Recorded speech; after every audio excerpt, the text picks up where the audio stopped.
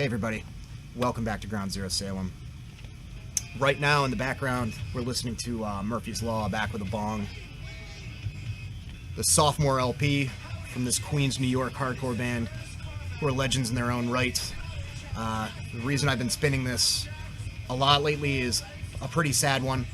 We lost the guitarist who plays on this record on October 27th, Saturday. His name was Todd Youth, real name Todd Schofield. He had a large hand in kind of being one of the architects of the New York hardcore sound. Played in AF for a little while, wrote a lot of the early Warzone material, played on Lower East Side Crew, the first 7-inch, and wrote a lot of the stuff on Don't Forget the Struggle, Don't Forget the Streets. Joined Murphy's Law for this record. Went on to be, years later, to become a session musician that played with like Glenn Campbell and Ace Frehley and Cheap Trick, but still had a love for hardcore. Just recently started a band called Fireburn the last couple of years with Todd Jones from Nails and one of the guys, Israel Joseph, one of the vocalists that sang for the Bad Brains after HR left. Very important guy, immensely talented, you know. Also played with Danzig on Danzig 7, did some live shows with Motorhead filling in on guitar. Just a legend in his own right, really. Huge loss for music, rock and roll in general, but especially New York hardcore. So I've just been kind of spinning this and, honoring the guy's memory as best as I can. And weeks before his passing, I've just been kind of revisiting a lot of New York hardcore stuff, checking some deeper cuts of bands that I've listened to in passing and kind of getting more into it. I just recently watched the Raybeez Memorial on YouTube, the live from Tompkins Square Park from a year or two ago, and Todd's right at the front emceeing, leading all these different vocalists, introducing everybody, you know, keeping the crowd charged up, and man, it just, what a fucking bummer, you know. So this is next series of updates are dedicated to his memory. I'm going to be talking about hardcore a lot. It's a big portion of my listening diet and purchases lately, but rather come at you with a huge gleaming tower of jewel cases. I'm just going to do a few and update, just so I don't burn myself out talking about CD after CD, be able to give you a little bit more, you know, as far as talking about the music and the releases and all that. This record, I mean, a lot of people's favorite Murphy's Law record is Back with a Bong. I like the self-titled and Back with a Bong on about equal footing. They're both great for their own reasons. On this one, they started bringing in like more ska influence in a good, cool, tasteful way. There's some horns. There's a lot of fast and furious New York hardcore. I mean, this band was all about fun, which was kind of a unique thing back then. These guys had way more of a party vibe going on. Songs about beer, songs about the cavity creeps, you know, that old cartoon about brushing your teeth. Songs about bongs, you know. And their live shows, I believe, still are, you know, a very fun experience with lots of beer drinking and beer being sprayed everywhere. So good on them. Vocalist James Drescher, aka Jimmy G, I know he had some health problems lately. I hope he's doing all right. I know there's some GoFundMe stuff that was being done. It's probably still up, so be sure to contribute something if you can. With that being said, let's delve a little bit further into Queens. Queens had Murphy's Law. They also had some pretty big notables for that scene, namely Sick of It All, one of the most recognizable hardcore bands of that area. Token Entry, one of my personal favorites. Of course, the Ramones. You know, that's the number one. The first one's, I think, out of Astoria. Or Forest Hills, where the Ramones were from. Murphy's Law is from Astoria.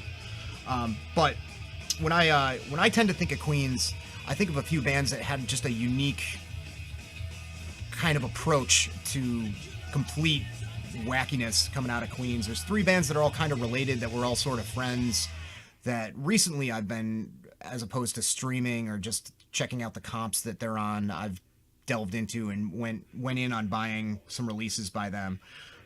2 of them are complete discographies because they had a small enough amount of output where, you know, 1 or 2 CDs are on it. The third band, which I'll talk about first, No Redeeming Social Value, who are the only ones still going, I think, out of these.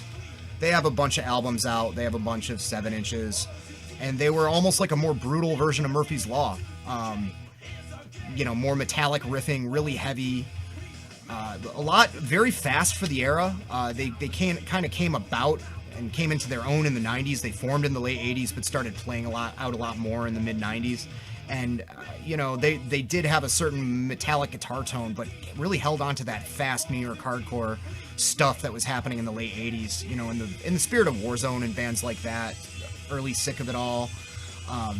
Scary vocals, goofy lyrics.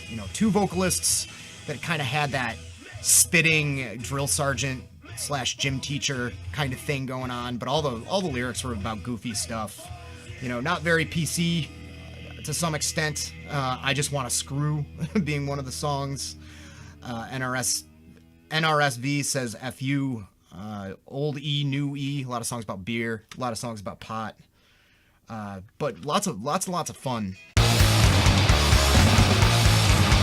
Told you one shit, I'll tell you again. Because it's on, you're dreaming my friend. After all, some of you still got, so I'll tell you what it's all what the crew's about. All day, all day, all day, all day, all day, all day.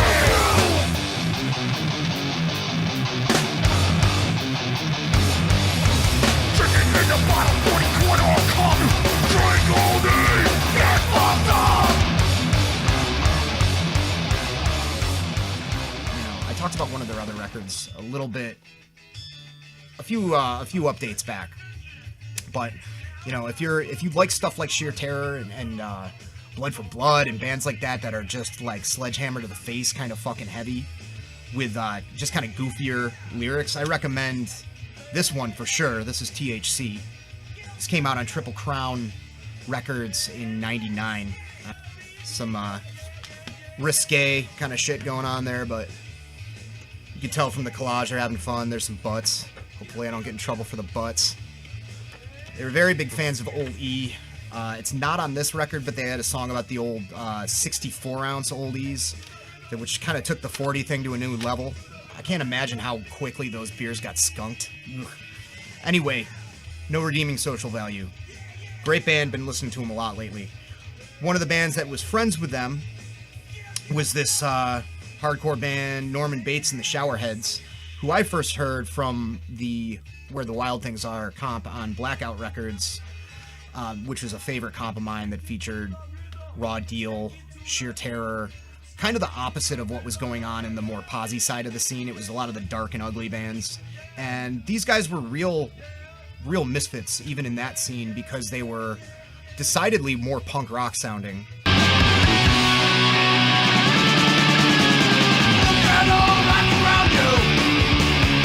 Can you get any worse? We're standing around the clock, so don't dance, feeling shot. How can you stop this deadly curse? Your eyes keep burning, fills your skull with ashes, I'm blinded. Losing all the energy, won't take shit from no one. Wasn't really much metal going on. They kind of kept it at like a Motorhead pace. And I just love the fucking look of these guys. They just look like a bunch of dudes from the neighborhood, shaggy hair, leather jackets, very much in that Ramones tradition visually. But cool, kind of deeper baritone sort of vocals, but very fast music. Not like DRI fast, but like I said, more of a Motorhead or early Cro-Mags kind of clip to it. Awesome choruses. And one thing that's great about their self-titled LP that's featured on this compilation, Psycho 2, that came out on Dead City Records, is that the recording on their self-titled's excellent.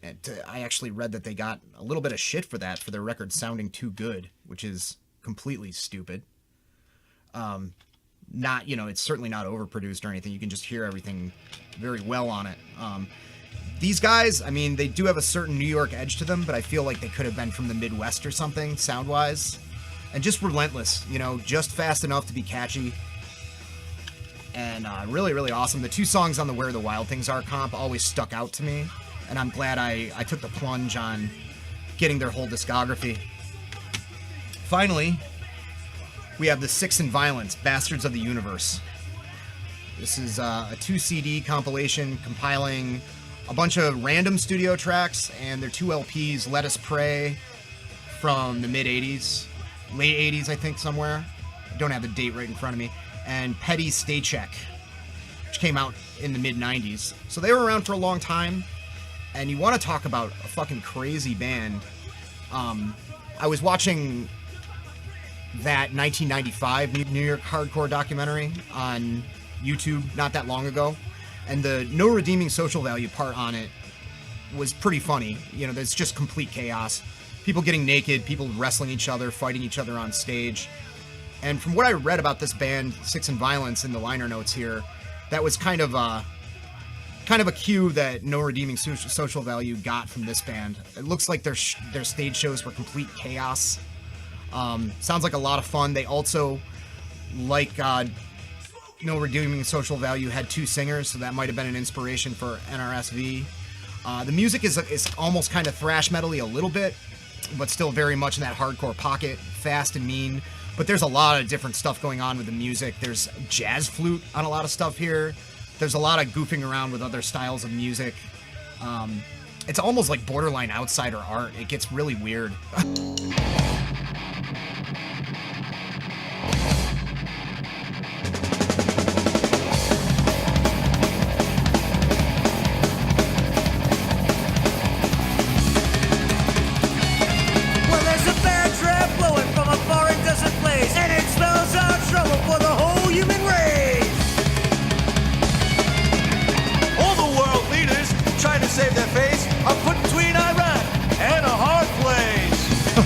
Kind of jazzy almost at points, incredibly tight. One thing that's really interesting to note about Six and Violence is that they had 2 percussionists. They didn't have a regular drummer with a normal kit. They had a guy playing stand-up drums. He had some kind of weird rig with like toms and maybe even a bass drum that he'd stand and hit, and then they had a guy playing cymbals separately. Here's the guy. Right there. That's what they had, and they somehow stayed in sync and sounded awesome. And I mean, they verge on blast beats at certain points during this. It's complete insanity. Like I said, it's like almost like some kind of outsider art weirdo shit. Really fucking cool.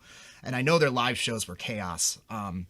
It's a lot to take in for 2 CDs. They're pretty much full of stuff. And at a certain point, it's almost kind of sensory overload listening to all this. But it is definitely cool. And there is certainly no other band that did this out of New York or anywhere else at the time. Of course, my dual CD case broke immediately. This is an eBay score. Where would this come out on? Let's see. Dignified Bastard Records. Yeah, so you have Let Us Pray, Petty Staycheck, a whole bunch of other shit. There's some EPs on here, some comp stuff. Yeah, pretty prolific band for the time that they were around. And that's about it. There's a lot more stuff to talk about. Like I said, big old stack of CDs we're going to be talking about from a lot of various scenes and sounds. I think I'm going to be doing Upstate next, because that's where my heart lies with that kind of shit. So stick around. My apologies, not really, to people that watch this for metal content. It's going to be hardcore for a while. So looking forward to watching those views go into the toilet.